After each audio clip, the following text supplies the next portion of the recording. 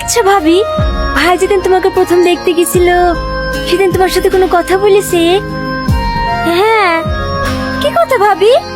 আমাদের দুজনকে যখন পার্সোনাল কথা বলে লেগে ঘরে পাঠাইলো, তারপর আস্তে আস্তে আমার কাছে এসে কানে কানে বলল, কি কি তোমাদের বাথরুমটা কোথায়? হ্যাঁ। এই বুড়ি তোদের হইলো? হ্যাঁ হয়ে গেছে, আপনি চলেন আমি নিয়ে আসছি।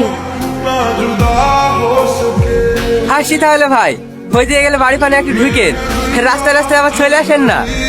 হ্যাঁ হ্যাঁ যাবো, আর একটু ধুয়ে গেলে কি বা হইতো, এখনো তো অনেক বেলা আছে। এলেন ভাই, একটা পান খান। ওই গো আসো, বৌমার কাছে যেতে ইচ্ছে নাকি? হ্যাঁ হ্যাঁ আসছি। থাকো মা, আর তো মাত্র কটা দিন, তারপর তো এই মায়ের কাছেই থাকবা। হাসছি। যা, না যাবো না।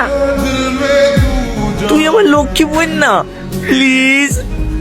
তাহলে সে ঘড়িটা কিন দিবি? হ্যাঁ দেবো। ঠিক আছে, দে মোবাইল দে। কি রে সালমা, তুই আবার কোথায় যাচ্ছিস? তোমরা চলো, আমি একটু ভাবির সাথে কথা বলে আসছি। দাও ভাবি, তোমার নাম্বারটা দাও। তোমার সাথে কথা বলার লেগে ভাইয়ের জন্য ছটফট ছটফট করছে।